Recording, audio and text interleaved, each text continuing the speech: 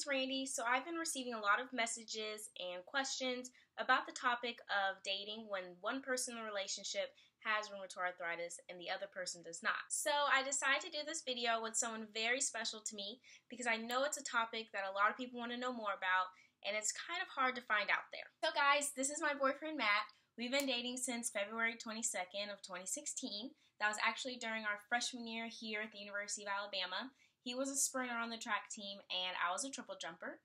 And he's actually going into his senior year. I just decided to fast forward the whole college experience and finish in 3 years. But yeah, so that's when it all started here on campus. So just a couple of questions to get started. Did you have any idea of what RA was until you met me? No. No idea at all? None. And how did you feel when I told you that I'd had RA since I was a child? Well, I didn't know what to expect at first, but I was open to learn more about it. So obviously now you have learned a lot about RA since we've been dating for almost 3 years. And we've also had to learn just to do things differently. Like, I feel like we've had to put a lot more work into our relationship since one of us does have RA and the other one doesn't.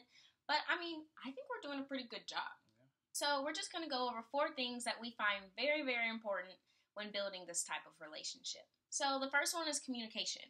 I find this one very important, and this one was really hard for me to get a grasp onto because I was used to just doing things by myself and not actually having someone there to listen to how I was feeling.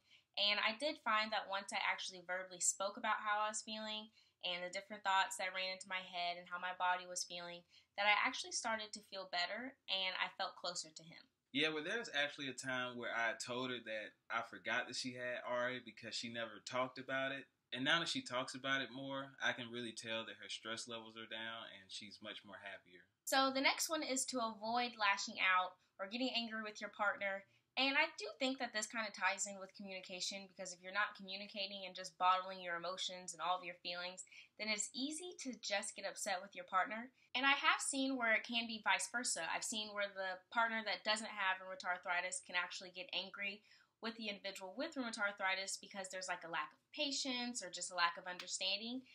And just to be honest, I've never had to run into this problem with him. I mean, I know he's had to like learn different things and stuff, but I feel like that if your partner isn't understanding of you and doesn't make the point to actually learn about the illness and actually see how you're feeling and just try to understand it from your point of view, then I don't know.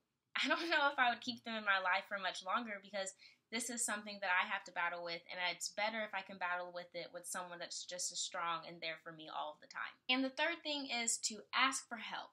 And this is something she's still working on. Sometimes I choose to help her because I know that she needs help and she just doesn't ask. I guess it just is an adjustment for who do have rheumatoid arthritis because it's hard. You don't want to always be asking for help.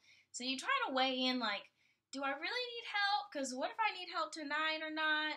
But then again, I mean, I do have someone that is so understanding and so giving and selfless. So I do find that it's very important because I don't ever feel bad for asking for help. Sometimes I just need to do it a little bit more. And the fourth and final one is a bigger tip to the individual that has rheumatoid arthritis, and that's to take care of your significant other too.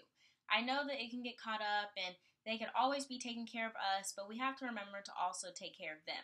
And what I find very important is actually learning each other's love languages. So I know that Matt's is quality time, which that is so easy for me because all I know is that I could just sit there, be there, give him my undivided attention, just listen to his day.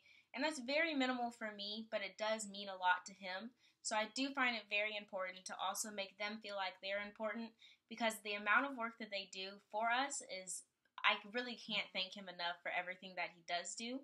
And so I do find it very important that I show him that I do love and appreciate and care about him as well. So those are the 4 things that we really find key in our relationship in order to build it and just to build trust and make this more of a long-term relationship than something that's just short-term. And so I hope that y'all find everything valuable. I will drop a link below about the love languages because I know some people don't know about that. And I'll also drop the link for, we took a quiz, right? Mm-hmm. So I'll also drop the link for how to take the quiz so that you can quiz your partner and quiz yourself. And so as always, y'all can find me on Instagram. I'm rawarrior_randi. You can also email me if you want to reach out. I look forward to hearing from all of y'all. And as always, I hope y'all have a great rest of y'all's day. Goodbye.